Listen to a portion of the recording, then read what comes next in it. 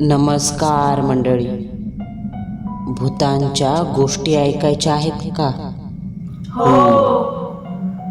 मग चला माझ्यासोबत. कुठे? भूतांच्या जगात. आपल्या आजच्या सत्य अनुभवाचे नाव आहे दादरच्या नाल्यातील 3 अतृप्त आत्मे. हा अनुभव आपल्याला मोहित हावरे यांनी पाठवला आहे. ते दादरच्या ईस्ट मुंबईचे रहिवासी. दादर रेल्वे स्टेशनपासून 10-15 मिनटं अंतरावर ते एका चाळीत राहतात. त्यांनी पाठवलेल्या अनुभवानुसार ही घटना ते 17 वर्षाचे असताना त्यांच्यासोबत घडली. या अनुभवात आपल्याला पाहायला मिळणार का मोहित एका अमानवीय फेऱ्यात कसे अडकले आणि त्यांना कोणता भयावह अनुभव आला, आणि शेवटी कशा प्रकारे त्या अघोरी फेऱ्यातून त्यांची सुटका झाली. मोहित सांगतात, ही घटना घडली तो काळ आहे 2008, ज्या वेळेस माझं वय होतं 17 वर्ष. म्हणजे मित्रांसोबत फिरायला जायचं, मौज मजा करायचं वय. पण प्रत्येकाच्या आयुष्यात हा आनंद येतोच असं नाही, कारण याला बरेचदा घरची परिस्थिती कारणीभूत असते. कित्येक मुलं लहान वयापासून घरची परिस्थिती बिकट असल्याने जे मिळेल ते काम करतात आणि आईवडिलांच्या हाताला हातभार लावतात. मग अशा मुलांचं शिक्षण मध्येच सुटतं. कोवळ्या वयात काही जणांच्या अंगावर कुटुंबाची जबाबदारी येते. मोहित यातीलच एक. वयाच्या 15व्या वर्षी वडील दारू पिऊन गेले. 15 वर्षाचा मोहित त्यावेळेस 9वीत शिकत होता. नातेवाईक म्हणून मागे पुढे असं कोणी नव्हतं. वडील गेल्यानंतर महिन्याभरातच पैशाची चणचण भासू लागली. तसं मोहितच्या आईने मोठ्या माणसांच्या घरी धुणी भांडी करायचं काम सुरू केलं. आपल्या आईचं कष्ट मोहित उघड्या डोळ्याने पाहत होता. मनोमन वाटायचं आईला हातभार लावावा. म्हणूनच त्याने काळजावर दगड ठेवून 10वी पास झाल्यानंतर शिक्षण सोडून दिलं आणि ओळखीच्या एका मित्राबरोबर ठाण्यात एका बिस्किट उत्पादन बेकरीमध्ये कामाला लागला. त्याची कामाची वेळ होती सकाळी 9:30 ते रात्री 8:30. तर झालं असं, मोहितला कामाला लागून 2-3 महिने झाले होते. चांगला महिन्याचा 7,000 पगार मिळायचा. अशात एके दिवशी शनिवारी मोहित घरातून कामाला गेला. बेकरीत काम करता करता कशी वेळ निघून गेली कळलंच नाही. रात्री 8:30ला मोहितची सुट्टी झाली. मग मोहित आणि त्याचा मित्र विकी दोघेही घरी जायला निघाले. बेकरीपासून 10 मिनिटाच्या अंतरावर रेल्वे स्टेशन होतं. दोघेही रस्त्यावरून पायी चालत निघाले. तेव्हा दोघांनाही जरा दूर एक जत्रा भरलेली दिसली. तुडुंब भरलेल्या माणसांचा फौजफाटा, त्यात वेगवेगळ्या लाईटीचा झगमगाट, खाऊची खेळण्याची दुकानं. ही दृश्य पाहिली का माणूस संमोहित होतो. नकळत त्याची पावलं जत्रेकडे वळतात. त्यात मोहित आणि विकी दोघांना उद्या रविवार असल्याने कामावर सुट्टी होती. म्हणून विकी म्हणाला, मोहित चल यात्रेत जाऊ, तशी पण उद्या सुट्टीच आहे. मोहितने मात्र नकार दिला, कारण रेल्वे स्टेशनपासून 10 मिनिटांनंतर 5 मिनिटाचा चाळीकडे जाणारा रस्ता, तो रस्ता 10 नंतर पूर्णतः सुनसान व्हायचा. त्यातल्या त्यात त्या रस्त्याबद्दल फार विचित्र गोष्टी सांगितल्या, ज्या चांगल्या नव्हत्या. पण विकीने मात्र हट्ट धरला, जायचं म्हणजे जायचं. बळजबरीने त्याने मोहितला हाताला धरून जत्रेत नेलं. अइच्छेने का असेना, पण जत्रेतलं दृश्य मोहितच्या मनाला भुरळ पाडून गेलं.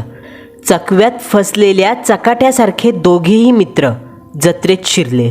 जत्रा भटकू लागले आणि कधी एकदा 9:45 झाले दोघांनाही कळलं नाही. विकी चल, आता खूप टाईम झालाय, आई वाट बघत असेल रे, मोहित म्हणाला. वेळ अपेक्षेपेक्षा जास्तच झालेली. विकीने देखील चल ठीक आहे असं म्हटलं आणि दोघेही माणसाच्या गर्दीतून बाहेर पडले. 10 वाजेपर्यंत स्टेशनवर आले आणि ठाणे स्टेशनवरून त्यांनी 10:07ची ट्रेन पकडली. ठाणे ते दादर हा प्रवास 11 स्टॉपचा असून 30-40 मिनिटाचा प्रवास. विकी दादर अगोदर येणाऱ्या माटुंगा स्टेशनवर उतरला. आता ट्रेनमध्ये एकटा मोहितच. 10:42ला ट्रेन दादरला पोहोचली. मोहित ट्रेनमधून खाली उतरला. स्टेशनवर रात्रीची वेळ असल्याने चारही दिशेला मानवी वर्दळ तशी कमीच. सताड उघड्या प्रेताच्या आपल्याकडे टकमक पाहणाऱ्या निर्जीव डोळ्यांसारख्या ट्यूब मात्र स्टेशनवरती पेटलेल्या होत्या. मोहित त्याच भकास उजेडातून चालत स्टेशनवरून बाहेर पडला. ओ भैया, कहाँ जाना है, आओ. स्टेशन बाहेर 2-3 रिक्षावाले स्वतःहून आवाज देत होते. जणू काय त्या रिक्षावाल्यांना मोहितसोबत काय घडणार आहे याची चाहूल लागली असावी. पण म्हणतात ना, सद्बुद्धी वेळ गेल्यावर आठवते, संकटात नाही. कारण पुढे जे काही घडणार होतं, नियतीने जो फास लावला होता, मोहित त्यात अलगद अडकला. स्टेशनपासून 15 मिनिटाचं अंतर. मोहित रोज पायी चालत जायचा. आता एवढ्याशा अंतरासाठी पैसे का घालवायचे हा विचार त्याने केला आणि म्हणून त्याने आजही पायी जायचं ठरवलं.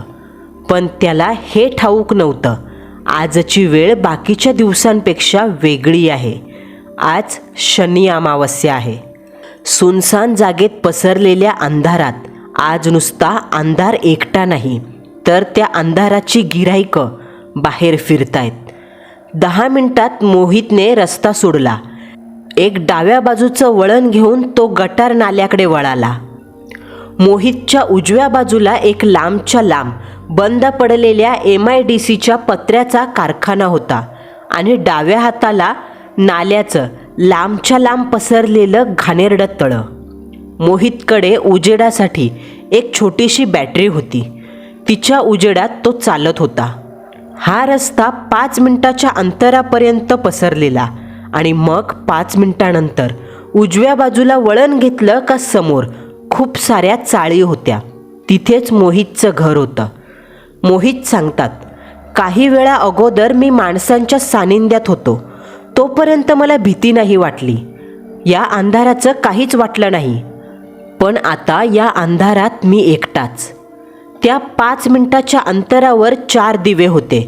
60 पावलांचं अंतर सोडून सोडून बल्ब लावलेले आणि तेवढ्याच भागात ते दिवे सिमेंटच्या रस्त्यावर प्रकाश टाकायचे. बाकी जिथे खांबांचा प्रकाश नव्हता ती जागा जणू पृथ्वीवरची वाटतच नव्हती.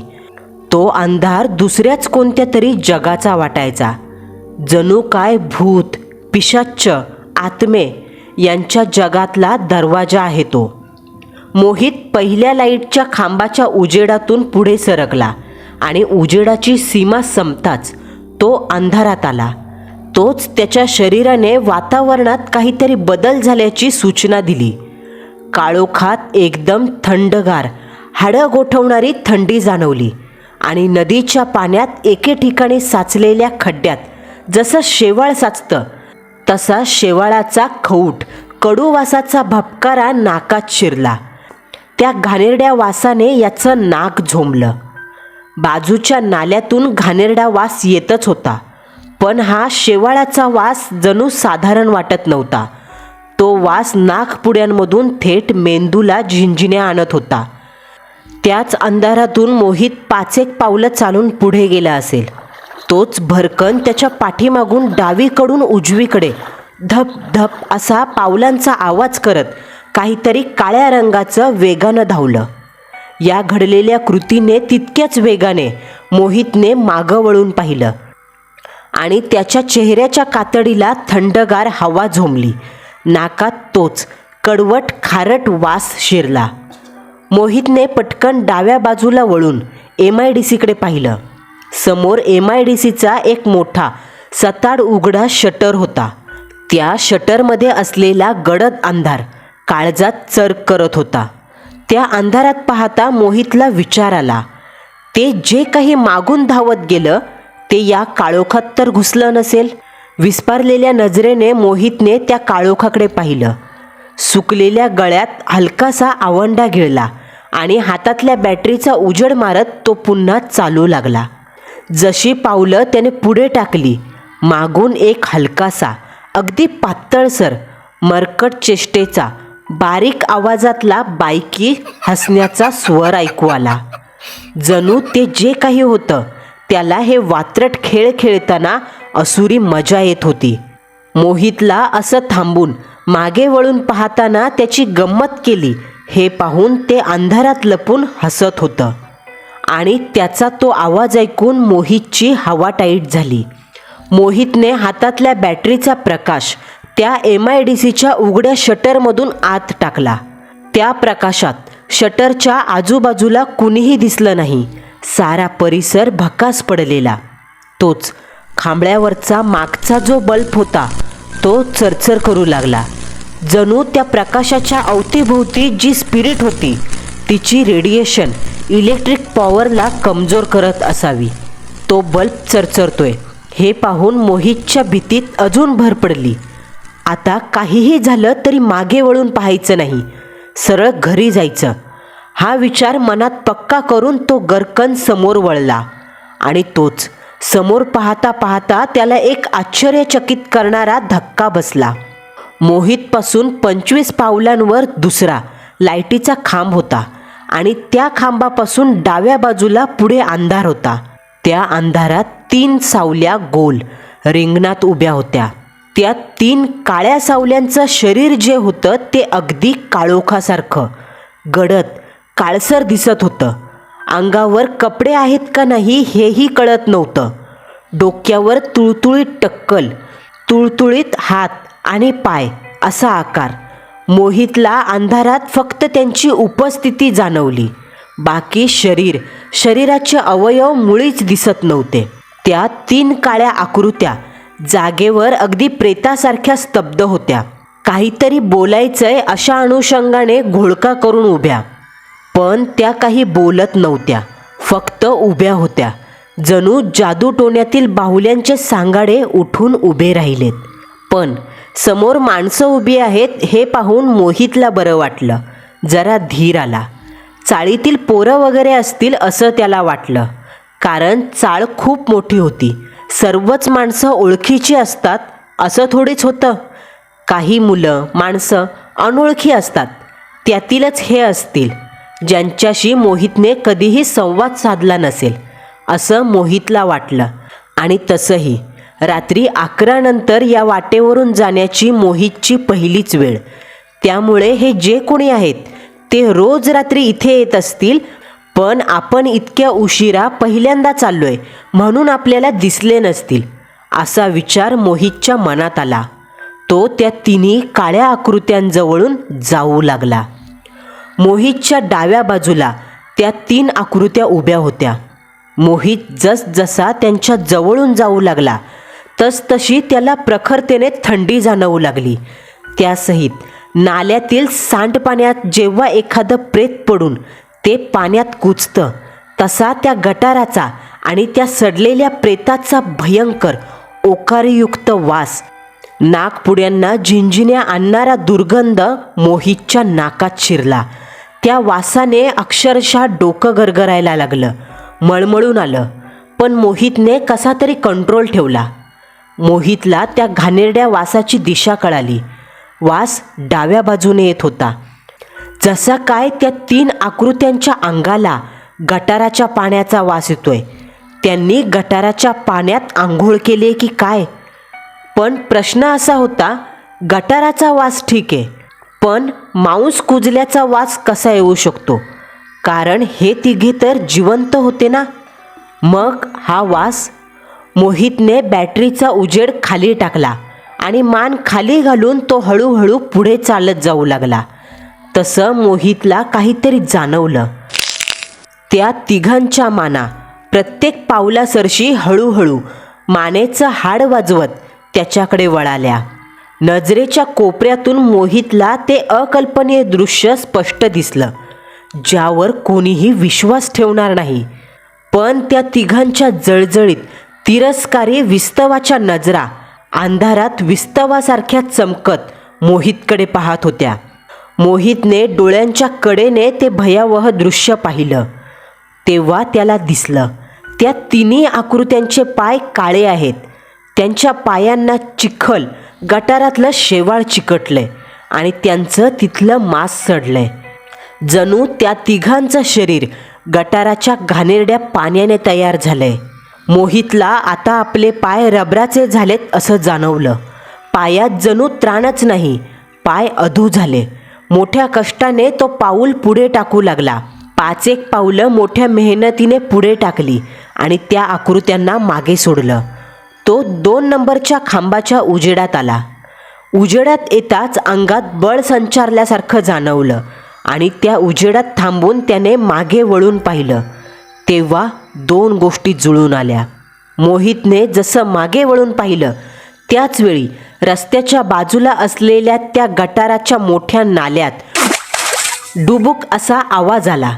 जणू कोणीतरी आत्ताच त्या गटारात उड्या टाकल्या असाव्यात. मोहितने मागे वळून पाहिलं. नजरेला कोणी दिसलं नाही. तसं त्याच्या पाठीतलं हाड भीतीने गारठलं. डोळे मोठे झाले. घडणारा प्रकार काहीतरी वेगळा आहे. लवकरात लवकर इथून निघायला हवं हे मोहितच्या लक्षात आलं. खांबाच्या उजेडातून मोहितला बाहेर जायचं मन होत नव्हतं. जणू हा उजेड त्याचं सुरक्षा कवच आहे असं त्याला वाटू लागलं. आपण अंधारात गेलो आणि ते जे काही आहे ते परत बाहेर आलं तर? मोहितच्या मनात हा विचार आला. तोच फट असा आवाज करत 1 नंबरच्या खांबळ्यावरचा चरचरणारा बल्ब फुटला आणि त्या आवाजासरशी मोहितच्या काळजात चर्च झालं. त्या अंधारात जे काही आहे त्याने जणू मोहितला इशारा दिला. चल, पुढे चल. मोहित सांगतात कसं काय माहीत नाही, पण 1 खांबावरचा बल्ब फुटला आणि मी जाम घाबरलो. इथं काहीतरी विचित्र घडत आहे याची मला जाणीव झाली. इथे थांबणं आता धोक्याचं आहे म्हणून मी पुन्हा चालायला लागलो. मी 2 नंबरच्या लाईटीचा खांबसुद्धा मागे सोडला. 3 पावलं चालत अंधारात आलो आणि तोच समोर मला जे दृश्य दिसलं त्याने मी जागीच गार झालो.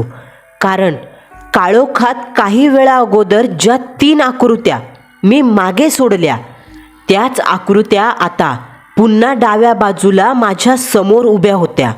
जणू गटारात उड्या मारून त्या अळीसारख्या पोहत पुढे आल्या. पण का? कशासाठी?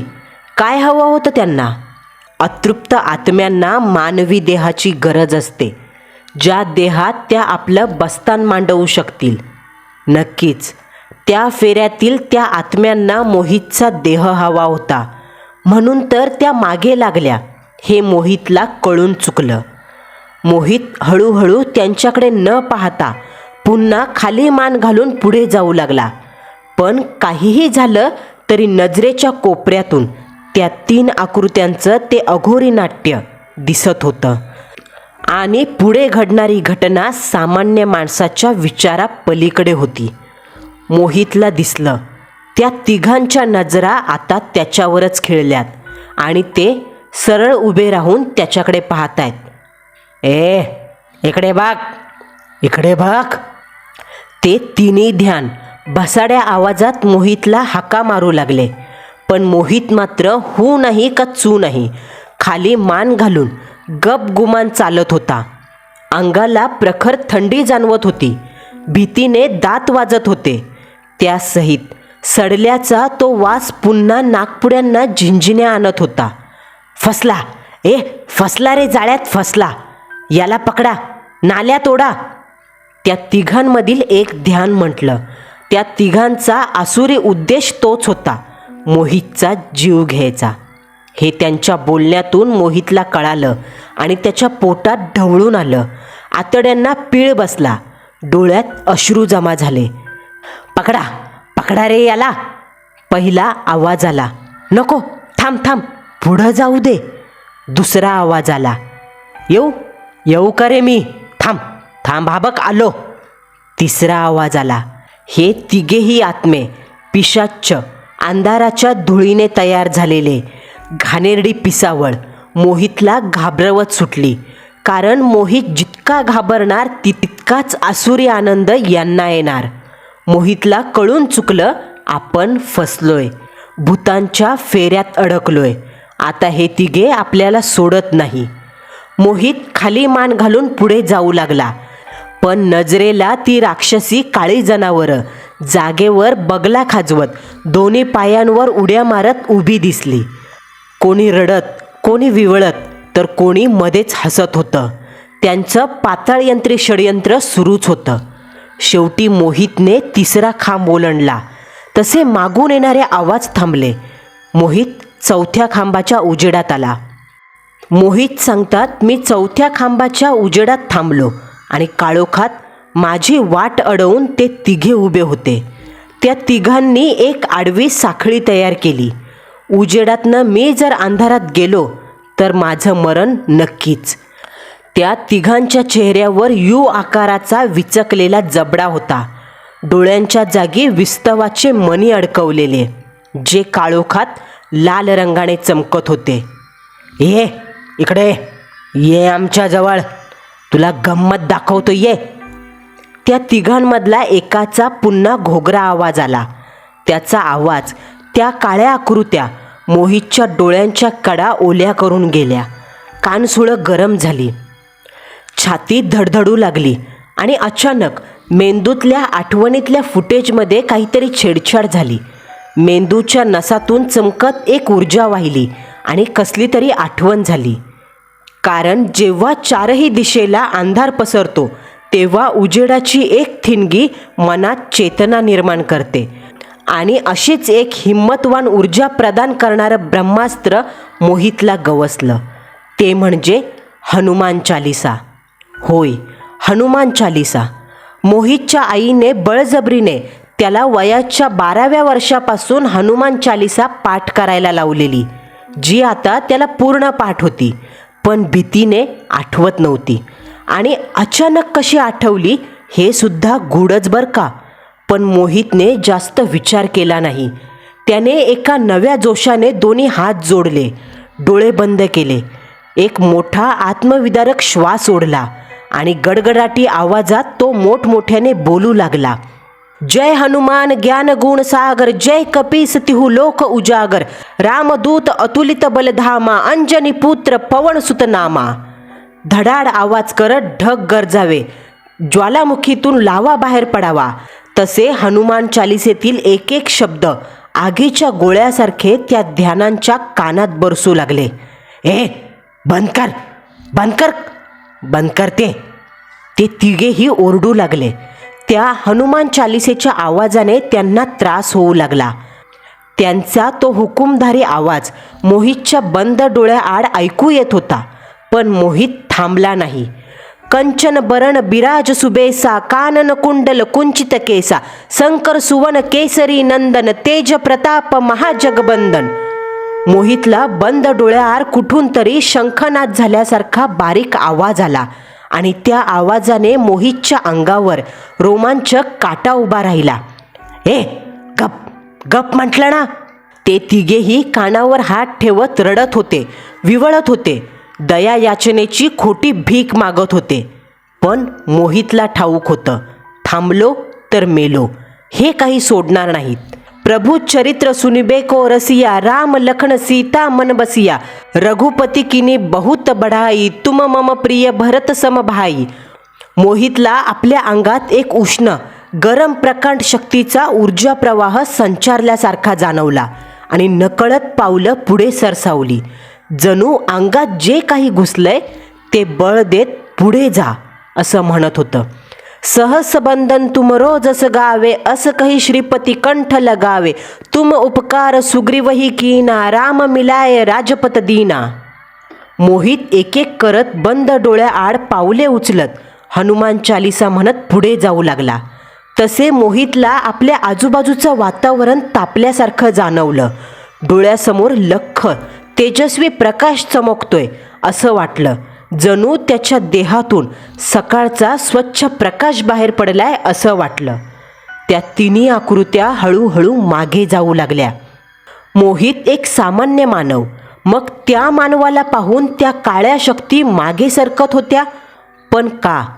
का तर मोहितच्या पाठीवर त्रिलोकधारी पवनपुत्राचा हात होता. जो यह पडे हनुमान चालीसा, होय सिद्धी साखी गौरीसा, तुलसीदास सदा हरी चेहरा की जे नाथ हृदय महडेरा. शेवटच्या पंक्तीला एक भयंकर, हृदय पिळवटून टाकणारी, आक्रोशी वेदनेने भरलेली किंकाळी मोहितला कानावर ऐकू आली. त्यासहित एक बॉम्ब फुटावा तसा 3 वेळा धडाड असा आवाज आला आणि मोहितला अचानक बदल जाणवला. डोळ्यासमोरचा प्रकाश कमी झाला, घाणेरडा वास निघून गेला, थंडी वाजणं कमी झालं, वातावरणातली नकारात्मकता कमी झाली, मन अचानक प्रसन्न वाटू लागलं. मोहितने हळूच डोळे उघडले, आजूबाजूला पाहिलं. त्याच्या व्यतिरिक्त तिथे कोणीही नव्हतं. दूर दूरपर्यंत हालचाल नाही, जणू काही झालंच नाही. मोहित लगबगीने हनुमानाचा जप करत घरी आला आणि घरी आल्यावर त्याने घडलेली घटना आईला सांगितली. आईने आधी देवाचे आभार मानले आणि मग त्याची नजर काढून त्याला झोपायला सांगितलं. मोहित घाबरले होते, त्यामुळे 2 दिवस तापाने फणफणले आणि 3ऱ्या दिवशी त्यांना बरं वाटायला लागलं. तेव्हा त्यांनी आईला विचारलं, हे नेमकं काय होतं? तेव्हा त्यांच्या आईने सांगितलं, त्या नाल्यात 3 बेवड्यांचा दारू पिऊन पडून मृत्यू झालाय. त्यात तो आमुष्याचा आत्म्याचा फेरा, ज्यात वेळ जुळून आली आणि तू फसला म्हणून त्यांनी तुला पकडलं, पण हनुमान चालिसेमुळे ते पळून गेले. त्या दिवसापासून आजपर्यंत मी नेहमीच हनुमान चालिसा सकाळ संध्याकाळ मारुतीच्या फोटोसमोर उभी राहून नित्यनेमाने म्हणतो, कारण आज याच हनुमान चालिसेमुळे मी जिवंत आहे. म्हणूनच मंडळी, देव कोणताही असो, मंत्र कोणताही असो, पण एक शक्ती कायम तुमच्या सोबत ठेवा. एक मंत्र जाप कायम पाठ करून ठेवा. काय माहीत कधी, कोणत्या क्षणी आणि कसा कामाला येईल. मग बोलो बजरंग बली की जय, पवन पुत्र हनुमान की जय. मंडळींनो, आपला आजचा थरारक अनुभव तुम्हाला कसा वाटला हे कमेंट बॉक्समध्ये कळवायला विसरू नका. पुन्हा भेटू. नवा सत्य अनुभव, नवा थरार.